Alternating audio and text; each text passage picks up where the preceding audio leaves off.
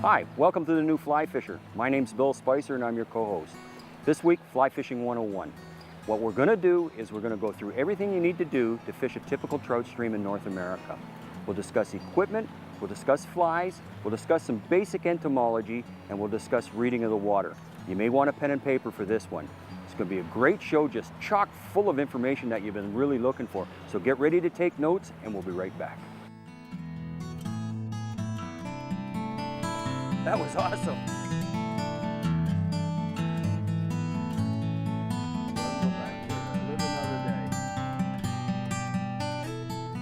These are extremely strong fish. There you go. Oh, nice. Oh yeah, good fish, good fish. Yes. Got it! Yeah! World record! We talked earlier about having the optimum conditions. Here we've got A good perfect example of the family Heptageneidae, very flat. music, sweet music. This is why you need a lot of backing.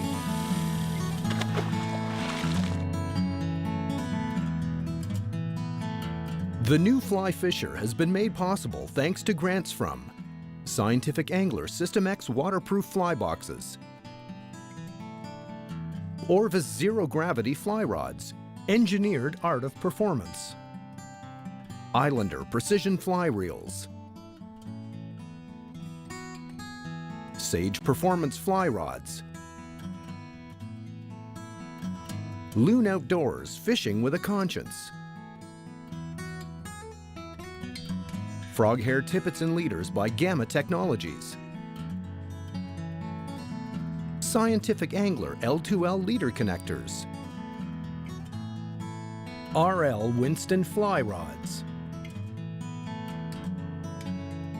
Scientific Angler Mastery Series fly lines, and the Federation of Fly Fishers.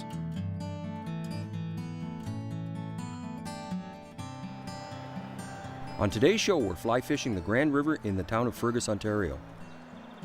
The Grand River is ideal for fly fishers because it's blessed with numerous walk and wade angling and public access points. The prime waters to fish for brown trout exist between the Shan Dam at Bellwood Lake and the town of West Montrose, a total of over 28 kilometers of excellent river fishing. This picturesque town is known for its friendly people, quaint shops, and terrific bed and breakfasts. The Grand River has fast become one of the premier tailwater fisheries in North America. Joining me today is a good friend and mentor to many a fly fisher, Mr. Bill Christmas. A passionate fly fisher and conservationist, Bill is going to share some of his vast knowledge and experience fly fishing trout streams. The techniques he will share with us can be used on any other trout stream in the United States and Canada.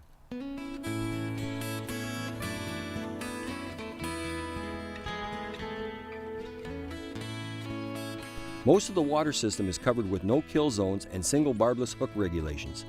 The net result of these prudent regulations is a world-class brown trout fishery. The first thing to do when approaching the stream is to stand back and look at the edge of the water. Often there is a feeding fish right against the bank. Many large fish are seen feeding within inches of the bank, and to enter the stream right away would be a mistake. This is the one thing you want. Okay, one of the first things we want to do when we get to the river, have a look for insect life, and we're going to take the temperature. This determines largely how soon the caddis flies are going to be on the water, and also whether we're in the optimum range for feeding for trout. Wow, what a beautiful morning, 61 degrees. That means the caddis are going to be active, and the trout are going to find this temperature perfect. It's going to be to their we're just liking. about optimum for trout feeding, aren't we? Absolutely perfect. We're going to have a great day. Yeah, that's good. That's good. It's going to be great. All right.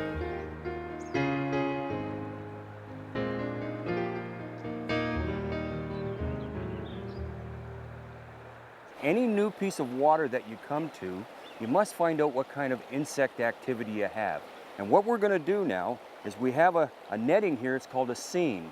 We're going to put it in the water. Bill is going to get above me here, kick some of the dirt up, and we're going to see what kind of bug activity we have in the water. This will help us decide what flies to use.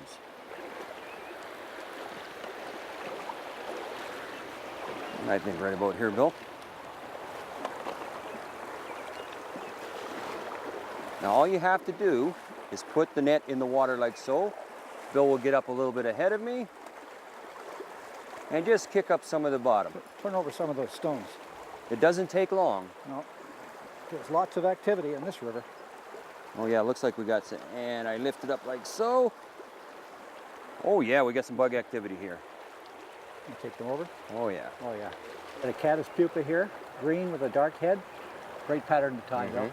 Yeah. These are called isopods or crest bugs. Very very. See how many of them there are? That's an excellent food. You tie an isopod. We got a couple of small mayfly nymphs. These are very, very small. Yes, looks like And- we're gonna have to go tiny today. You have to go tiny when they're the as you fly on the water. That's about it. There's a couple more over here. Look how active this guy is. Looks like a Very little small. beta. Yeah, but Looks like another crest bug yeah, there. another crest bug. Yeah. Yeah, we've got a fair mix, but we've already seen some excellent activity in the air as well. Yes, yes. So what we're gonna try to do is we're gonna try to match the size and the color of what we have in the net here. So this is basically all you need to do. It's no big rocket science here at all. You don't have to know the proper names to the flies. All you have to do is determine the size and the color.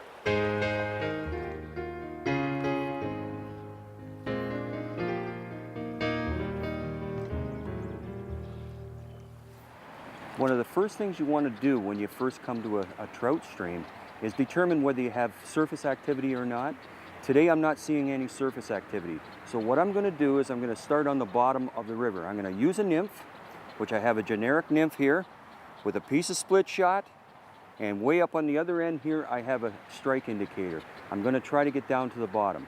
That's the beginning. Now as I see surface activity begin, then I'll change my rig up to either an emerger system or a dry fly.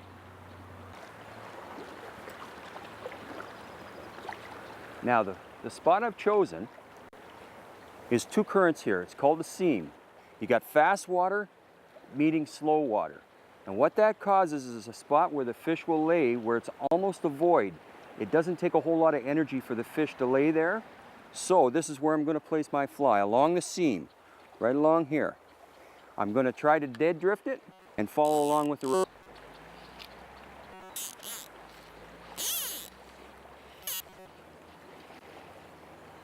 It's important to keep the cast short and lift the water. Follow along with the rod tip at the same speed the indicator is traveling on the surface. It's as important to have a drag-free drift when fishing a nymph as it is when fishing a dry fly.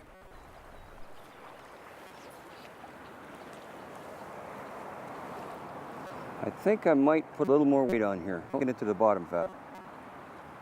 Use the one shot or weight to get your fly down. Continuously hang up on the bottom or out of the feeding zone. You must custom rig to match water conditions. It's mental when nymphing. Hang up once in a while, you're not.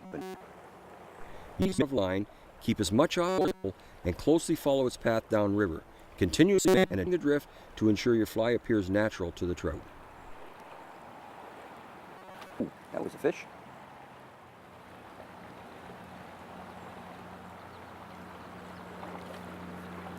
There we go.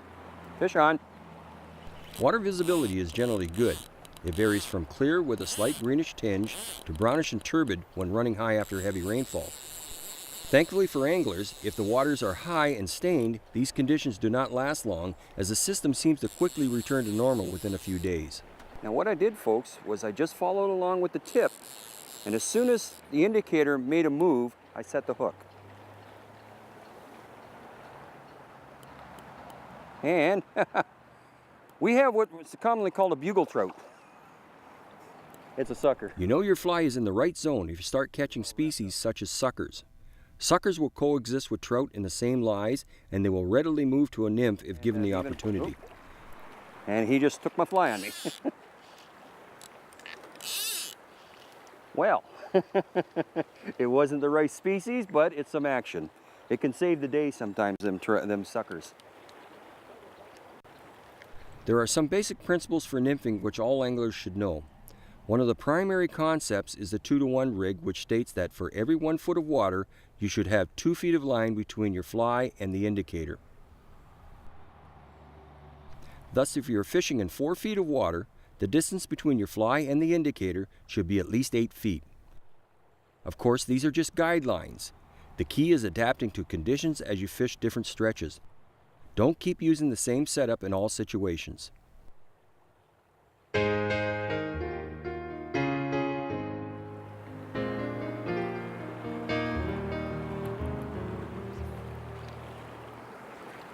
Now, anything that moves that indicator, whether the indicator slows down, sometimes you get lucky and it goes under the surface, sometimes it moves a little bit sideways, and sometimes it's just a feeling you got. Set the hook. It could be the rock on the bottom, but it could be the biggest fish of your life. You never know until you set the hook. Brown trout are one of the most hardy cold water fish, capable of withstanding fairly high temperatures. However, their optimum feeding range is between 54 and 64 degrees Fahrenheit. Water temperatures outside this range decreases the trout's metabolism and feeding activity.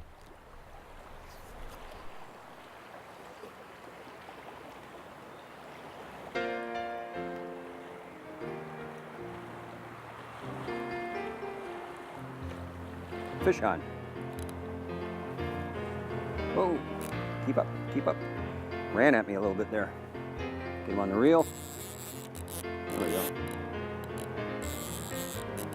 This feels like a good fish.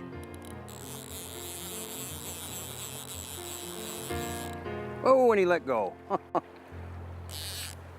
Well, let's check my fly, make sure. That was a good, that was a nice fight. And double check my hook and my line, make sure I'm not frayed, everything seems to be good. Let's try that again. That felt pretty good.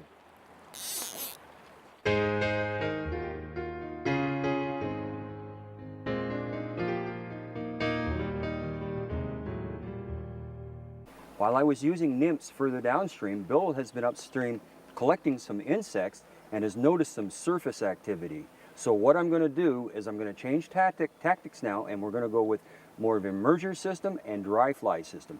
What Bill has done here, though, he's re-seen the water, and he's got some pretty interesting looking insects here, and I'll let Bill explain. Well, basically, Bill, this is a section of the river that tends towards small flies for some reason. A lot of fish here are caught very frequently, and I find that tiny flies, 18s and 20s, Yes. predominate their food preference. And I think it's because they get caught so often with big flies with hooks in them, they gravitate to small Exactly. flies. So smaller is better than larger In this section, in most it of the seems sections, to, right? yeah, it seems to be that way. In this section, however, we've spotted one good fish that's obviously taking a caddis because he's a very splashy rise. He's moving a big bow wave. Okay. We've got a couple of little precocious guys that are just hitting the surface. You hear one just there now? Yeah. Little bubble. He's taking these tiny flies. Yes. You can go nuts trying to Yeah, match those, yeah. but it's worth it. But it looks like we got some olives here now. some Olives olives? are just they're olive in color and they're very tiny. You don't have to know the Latin name at all. We just know size and color. That's all we're going for today. Yes. Anyway, there's that's a green caddis, see? Yeah, a green caddis so we right could there. try a green and slate caddis a little bit Yeah, later. That the- could well be the color Yes. of the one that this guy's taking over here underneath Exactly. the tree. Yeah. All right. So we'll experiment a little bit. Yeah, we can do that. Yeah. We've got another spot over here. There's a fish over in that back eddy as well.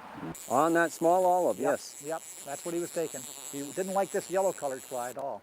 What I was doing, folks, Bill was telling me what he was doing over there and suggested I put on a smaller olive, and I had a rise right beside him, so I took a chance and cast it to him, and sure enough, there he was.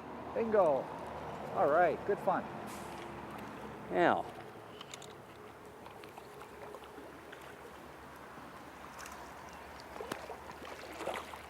Another fish rising over here now. the most prominent insect on the Grand River is the net-building or filtering caddis. Thanks to an abundance of algae, spotted sedge, speckled sedge, and little black caddis are a prime source of food for brown trout. There we go. He's gone. Isn't that fun? These are not big fish, but Not a this very is big fish, but it's Oh, the this is right good. species of trout. Good. Yeah, Hopefully we can take some more of them and take some bigger ones, hopefully. yeah. Thanks for the advice, Bill. Hey, my pleasure.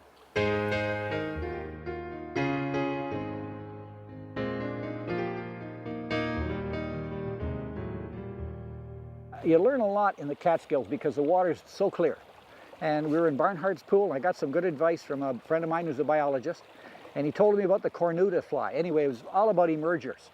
And this particular day, the fish were taking emergers. There's a specific rise form that you can read as an emerger rise form. And these fish would not take a dry on the surface. They wouldn't take a nymph deep. They wouldn't take a nymph halfway up. You could see them all the time. And finally, when I raised the nymph up from the bottom, they tended to react. And this was scientific. Actually, we thought, well, how can we replicate what they're doing? They're looking at a fly coming to the surface and going downstream dead drift speed. And we reasoned that a floating fly pulled under might just do the trick. And it wasn't easy. It took me almost 3 years of playing around with this, but when we perfected it, on occasion it produces fish when nothing else works. And the classic case was a day in the Catskills when we caught something like 17 fish in the morning and no one else was catching anything, and the word got out there was a couple up on the creek doing this, and when they found out we were in the Orvis shop buying more tippet because we snapped a lot of fish off, they all wanted to know what fly we were using, but they didn't care how we used it. And they didn't understand that it was pop it under and let it come back to the surface on its own buoyancy. And hopefully that's what we'll show you here today. Really, the submerger method, I think, can only be done with the buoyant fly like the usual, because it's made with snowshoe rabbit fur. It's very buoyant. You pull it under and it'll still come back to the surface many, many times after it's been drowned. And that seems to be the key, buoyant fly. So I really haven't had any success with any other method, and I don't eliminate the tail. Some people tie the snowshoe rabbit wing and leave the tail with conventional stuff. I find the tail's vital to bring that fly back up.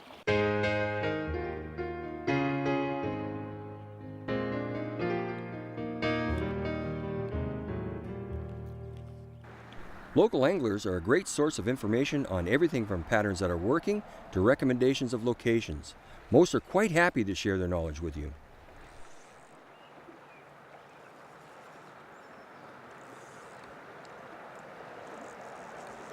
Oh, another nice fish.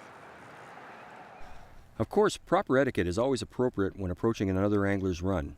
It is considered prudent and polite to ask if you can approach or join someone in the same section of water. Angling pressure on the Grand is generally moderate, especially if you consider the population base that exists in the region. However, if you want to enjoy the river in relative solitude, I recommend you visit the river during midweek, as there are a few anglers on the system. The brown trout on the Grand River are generally strong and healthy thanks to a strong base of invertebrates ranging from stoneflies to massive caddis hatches. In addition, the Grand is blessed with numerous bait fish including dace, shiners, creek chub, suckers, and sculpin. Leeches and crayfish are a commonplace, providing another excellent source of nourishment for the trout. Browns of 16 to 18 inches are common, and specimens of 26 inches are caught regularly. Very nice.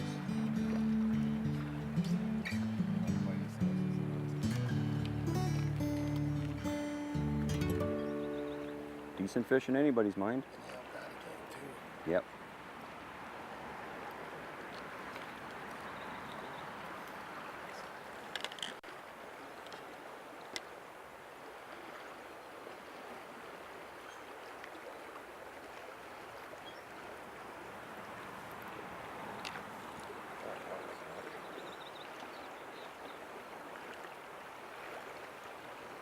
Very nice. What's the name of that fly? CDC black caddis, CDC. Oh, what size? 18. About an 18.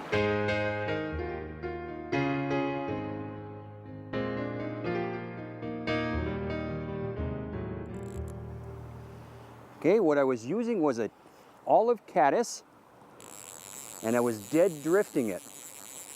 I seen a fish come up a couple of times, and what I'm going to try to do here is get the line on the reel.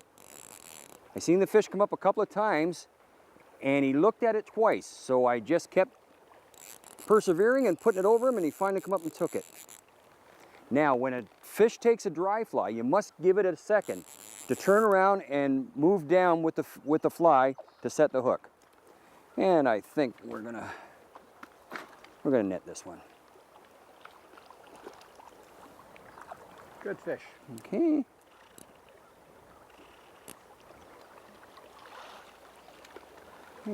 How big was your caddis? And there we go. How big was the caddis, Bill? He took a little olive caddis, yes. Small, 18? Now, there's an average fish in this area. Nice little brown. And that was on a small olive caddis.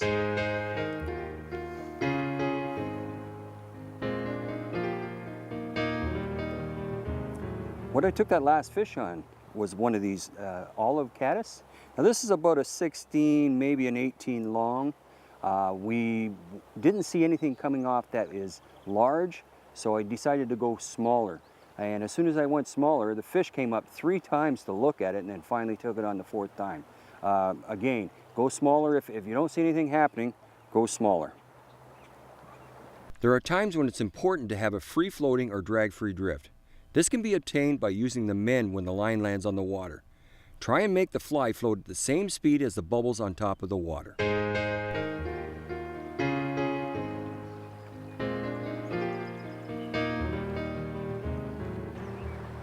Well, we were heading back for lunch. I saw a rise in the middle of that run up there. It looked like an obvious caddis rise, so I put on a size 16, my favorite fly, can caddis. First cast over him, bang, there he was. He's run me all the way down into the pool. He's a healthy fish, and I can't fight him hard because, again, I was on 7X tippet for those small flies, so I'm playing them like a safe cracker to make sure I don't snap this one off. I'm going to try and walk him over here into the quiet water if I can, while I keep the rod at right angles to the fish. That acts as a shock absorber so that he won't snap off that fine tippet. We got a chance to measure him on the net if we can before we let him go. There he is. Looks like a healthy brown. I'm going to try and slowly walk him up the stream because he's taken me about 30 yards down from that run already. Up, there he is. I'm going to walk him towards shore if I possibly can. Interesting thing, if you keep this rod at right angles, every second motion of the fish moves towards you, so you can collect line on him every time he swings his body. Here he is. And not a bad fish. Looks like a good one, Bill. Not bad. I just want to get him up above me here. Oh yeah, it is a good fish. Yeah, not bad. Not bad. Yes, He'd probably run 15, maybe. We'll see. As a matter of fact, I'm going to have you. How about you? I got a long leader on here, and I'm playing him on. Here, I got him. I got him. Yep.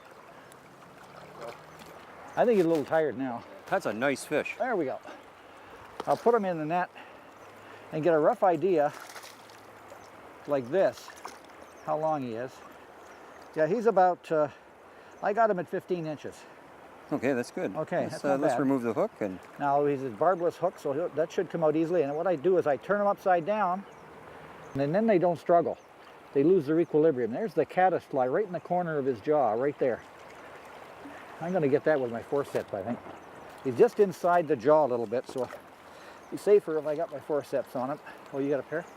Great. I'll hold on my rod there. Thank you. Like an obstetrician here. There we go. No problem. Nice healthy fish. Nice fish. Very good fish. There you go. Thank you. Stuck on my big ugly thumb. There we go. So there's the fly we took him on, and there's a nice healthy brown. And he's going to like it because we're going to let him go right now. Away he goes. Very good. Well, Bill, that was great. It's been a great day. It's been a great day. You know, Thank you for being on the show. Welcome to my river. Folks, for more information on today's show and other shows we have, visit us on the World Wide Web at www.thenewflyfisher.com. From all of us at The New Fly Fisher, thanks for joining us. Tight lines. We'll see you next week. The New Fly Fisher has been made possible thanks to grants from Scientific Angler System X waterproof fly boxes, Orvis Zero Gravity fly rods, engineered art of performance, Islander precision fly reels, Sage Performance fly rods,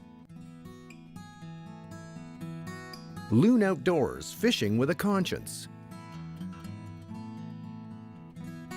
Frog Hair Tippets and Leaders by Gamma Technologies, Scientific Angler L2L Leader Connectors, RL Winston Fly Rods, Scientific Angler Mastery Series Fly Lines, and the Federation of Fly Fishers. Copies of the New Fly Fisher series are available on DVD and VHS. Single episodes are $24.99. 3-episode DVDs are $39.99. 26-episode season packages on DVD are also available. Shows may be ordered by calling 1-866-375-5166 or visiting www.thenewflyfisher.com online.